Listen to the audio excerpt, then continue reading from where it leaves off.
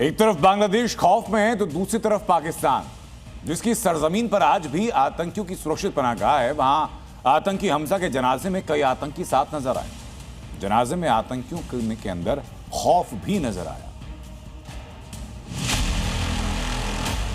भारत का वांटेड आतंकवादी, पुलवामा हमले का गुनहगार हमजा बुरहान जब मारा गया तो उसका जनाजा किसी आम नागरिक की तरह नहीं बल्कि पाकिस्तान सरकार के राजकीय मेहमान की तरह निकाला गया।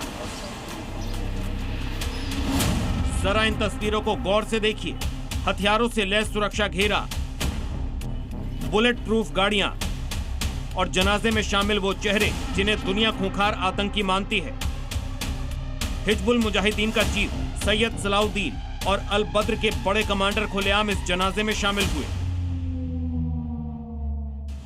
ये इस बात का पुख्ता सबूत है कि पाकिस्तान न सिर्फ आतंकियों को पनाह देता है बल्कि उनकी मौत पर मातम भी सरकारी सुरक्षा के बीच मनाता है। लेकिन पाकिस्तान की इस भारी भरकम सुरक्षा को धता बताते हुए पाकिस्तान की सरजमी पर ही आतंक के आकाओं को मिट्टी में मिलाने वाले अज्ञात हमलावरों ने एक बार फिर अपना काम कर दिया। 14 मई को पाकिस्तान के मुजफ्फराबाद के चीला बांदी इलाके में भारी सुरक्षा के बीच रह रहे आतंकी हमजा बुरहान को अज्ञात हमलावरों ने मौत के घाट उतार दिया। आपको जानकर हैरानी होगी कि हमजा बुरहान को पाकिस्तान की खुफिया एजेंसी ISI ने कमांडो सुरक्षा दे रखी थी। आखिर कौन था ये हमजा बुरहान जिसकी मौत से पाकिस्तान की खुफिया एजेंसी ISI से लेकर हिजबुल और अल बद्र जैसे संगठनों में मातम पसरा। अर्जुमंद गुलजार डार उर्फ हमजा बुरहान उर्फ डॉक्टर जम्मू कश्मीर के पुलवामा के रत्नीपोरा का रहने वाला था। महज 23 साल का यह आतंकी कानूनी तरीके से सरहद पार पाकिस्तान गया था। वहां जाकर यह प्रतिबंधित आतंकी संगठन अल बद्र में शामिल हुआ और बाद में अल बराक के लिए काम करने लगा। ये वही हमजा बुरहान है जिसे भारत सरकार ने साल 2022 में UAPA के तहत आतंकवादी घोषित किया था।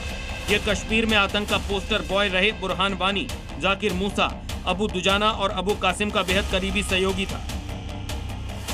इसका सबसे काला सच ये है कि ये 14 फरवरी 2019 को हुए पुलवामा आतंकी हमले की साजिश में शामिल था, जिसमें जैश-ए-मोहम्मद के आत्मघाती हमलावर आदिल अहमद डार ने CRPF के काफिले पर हमला किया था और हमारे 40 जांबाज जवान शहीद हुए थे। सिर्फ पुलवामा ही नहीं, 19 नवंबर 2020 को पुलवामा के काकापुरा में CRPF बंकर पर हुए ग्रेनेड हमले के पीछे भी इसी हमजा का हाथ था, जिसमें 12 बेगुनाह नागरिक घायल हुए थे। पाकिस्तान की सरकार भले ही इन मौतों पर चुप्पी साधे बैठी है, लेकिन सच यही है कि ISI की सरकारी सुरक्षा भी अब इन आतंकियों को बचा नहीं पा रही है।